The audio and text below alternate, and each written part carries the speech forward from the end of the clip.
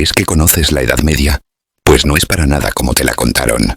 Costumbres asombrosas, leyendas épicas, fábulas sorprendentes y hechos reales. Muchas te volarán la cabeza. Y no te aburrirás como en el colegio.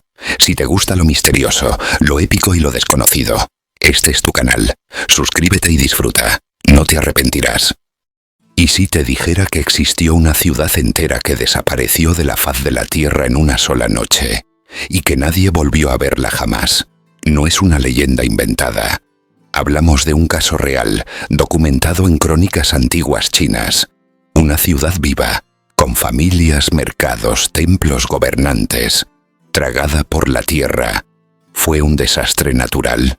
¿Un castigo divino? ¿O un secreto tan oscuro que tuvo que ser silenciado para siempre? Jinyan brillaba como un diamante al norte del Imperio Tang. Era el año 696 después de Cristo, y la ciudad, rodeada de murallas y jardines de loto, respiraba cultura y prosperidad.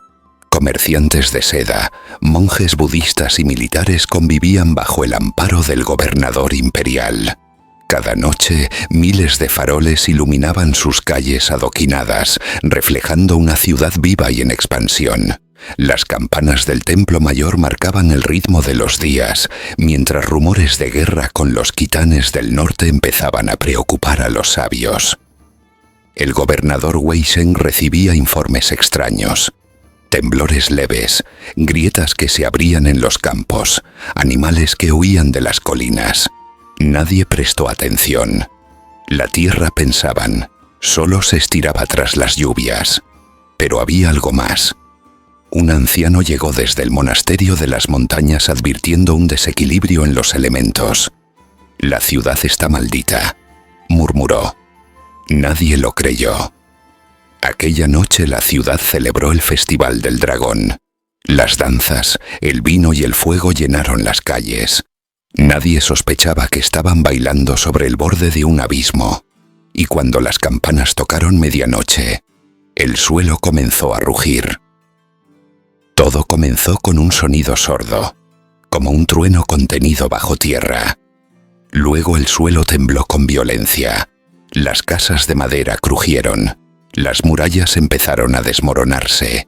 En cuestión de segundos, las grietas se abrieron como bocas hambrientas y comenzaron a tragar templos, mercados y hasta el palacio del gobernador.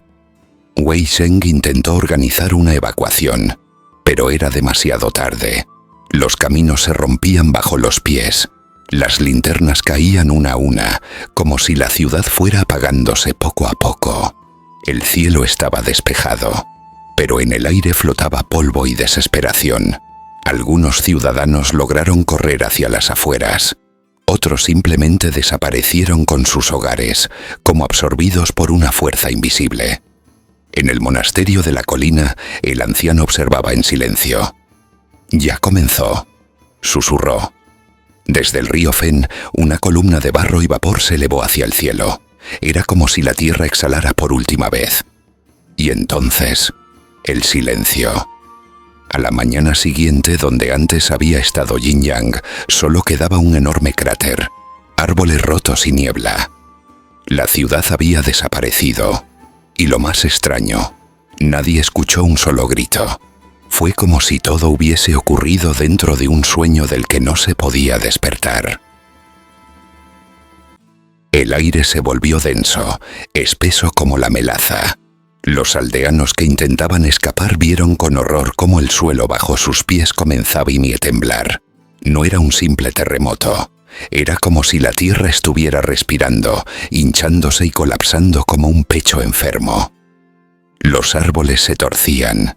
Los tejados crujían, y del suelo brotaba un sonido gutural, un rugido de la tierra misma.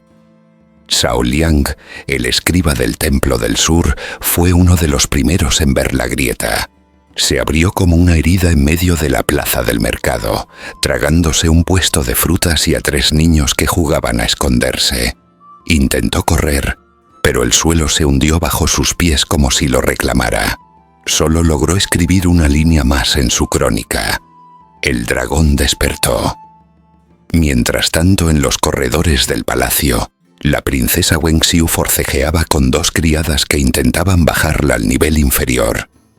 La joven, empapada en lágrimas y barro, se negaba sin abandonar a su hermano, el príncipe pequeño, que dormía en una habitación ahora agrietada por completo.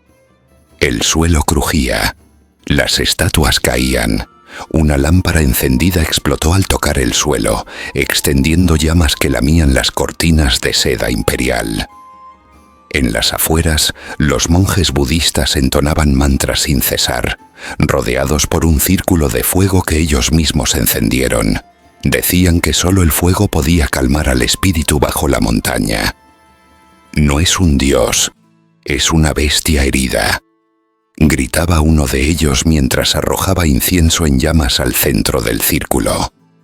La montaña retumbó como en respuesta. Las familias que habían escapado del primer derrumbe ahora miraban desde las colinas cómo la ciudad comenzaba a hundirse lentamente. No explotó ni se quebró del todo. Se hundía como si fuera absorbida por un pantano invisible. Las torres iban desapareciendo una por una. Los muros colapsaban hacia adentro. Parecía un castillo de arena desmoronándose bajo una ola invisible. Nadie entendía qué ocurría. Unos decían que era castigo por la traición del emperador a los dioses antiguos. Otros, que se trataba de una maldición sellada bajo el templo mayor desde la fundación de la ciudad. Pero había un anciano, el maestro Duan, que llevaba años advirtiendo que el corazón de la montaña estaba hueco, que respiraba, que un día reclamaría lo que se le había arrebatado. Duan bajó solo a las cuevas esa noche. No dijo palabra. Llevaba un cuenco de bronce, una cuerda de cáñamo y una daga con inscripciones en caracteres olvidados. Se internó bajo el suelo como un último acto de penitencia. Nadie lo volvió a ver. Pero justo cuando la última torre del palacio se hundía entre rugidos, un silencio absoluto envolvió todo. Por unos segundos, la tierra dejó de moverse. El humo se elevó hacia un cielo encapotado, cargado de relámpagos, como si la ciudad hubiera desaparecido, y el mundo contuviera la respiración. De pronto, un crujido seco y profundo volvió a escucharse. Desde el subsuelo cientos de pequeñas grietas se abrieron en forma de espiral, trazando un patrón perfecto hacia el centro de la ciudad, como un ojo gigantesco que se abría bajo los pies de los últimos sobrevivientes. Las colinas temblaron, los pájaros cayeron del cielo como si fueran de plomo, y en el centro exacto de ese vórtice apareció una figura. Nadie supo describirla con precisión. Algunos dijeron que era una mujer vestida de blanco, otros que era un niño sin ojos, pero todos coincidieron en algo. No caminaba, flotaba, y con cada paso que daba, el suelo se abría bajo ella, y ahí, en ese instante final, cuando ya no quedaba esperanza, comenzó una lluvia negra que parecía tinta. Cuando las noticias llegaron a Luoyang, capital del imperio, el caos se apoderó de la corte Tang. El emperador ordenó enviar una delegación urgente al lugar. 40 jinetes llegaron al borde del cráter días después. No hallaron ruinas, ni cadáveres, ni rastros de incendio. Solo un paisaje devastado, sin vida. El ministro Li Yuan escribió un informe detallado del fenómeno, que fue entregado personalmente al emperador. Pero algo sucedió. El documento desapareció de los archivos oficiales.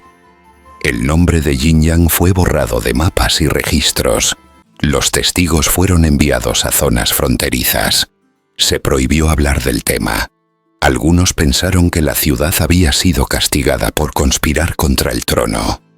Otros, que el colapso fue una catástrofe natural provocada por cavernas subterráneas. Pero los rumores más oscuros hablaban de un antiguo sello imperial desenterrado por accidente, capaz de invocar el caos. Años más tarde, un joven cronista encontró una copia oculta del informe de Li Yuan. Decía: «La tierra habló». Lo que había debajo no debía ser despertado. El texto fue destruido por miedo a represalias. Pero el misterio ya estaba sembrado, y aunque nadie podía probarlo, todos sabían que el silencio imperial escondía algo que el mundo no estaba preparado para comprender. Durante siglos, la historia de Xinjiang fue enterrada, pero cada cierto tiempo, pastores afirmaban ver luces bajo la tierra. Otros decían escuchar campanas desde las colinas. En el siglo XX, una expedición arqueológica china encontró un asentamiento subterráneo cerca del río Fen. Hallaron ruinas alineadas con templos descritos en crónicas antiguas. Las autoridades cerraron la zona y declararon el hallazgo como no concluyente. Uno de los arqueólogos filtró fotografías de frescos con escenas de la ciudad siendo tragada por una criatura serpenteante surgida del suelo. ¿Era una metáfora o una pista sobre lo que realmente ocurrió? Nadie volvió a hablar del tema. Hoy, Xinjiang sigue fuera de los libros de historia, como si nunca hubiera existido. Pero en la región, los ancianos aún recuerdan cuentos prohibidos. Dicen que cada 100 años, en la noche del Festival del Dragón, el suelo tiembla levemente, como recordando aquella tragedia. Xinjiang no fue solo una ciudad perdida, fue un mensaje, una advertencia, un recordatorio de que bajo nuestros pies hay historias esperando ser despertadas. Y cuando lo hagan, tal vez el mundo no vuelva a ser el mismo, porque lo que desaparece sin explicación nunca se va del todo. Y atención, nos gustaría crear una comunidad de amantes de la Edad Media, una comunidad activa y apasionada alrededor de estos temas. Nos interesa mucho conocer tu opinión y fomentar debates interesantes que nos hagan descubrir nuevas perspectivas. Déjanos tu comentario y tu like. Queremos saber qué piensas. Tu comentario es súper importante. Seguro que juntos podremos hacer de este espacio algo entretenido y divertido. Y si te interesaría ver algún tema en particular, déjanoslo en los comentarios. Este canal existe gracias a personas como tú. Si te gustó este viaje al pasado, suscríbete ahora. Es gratis, rápido, y tu clic nos ayuda mucho más de lo que imaginas. Con tu apoyo podremos seguir creando historias increíbles. No nos dejes de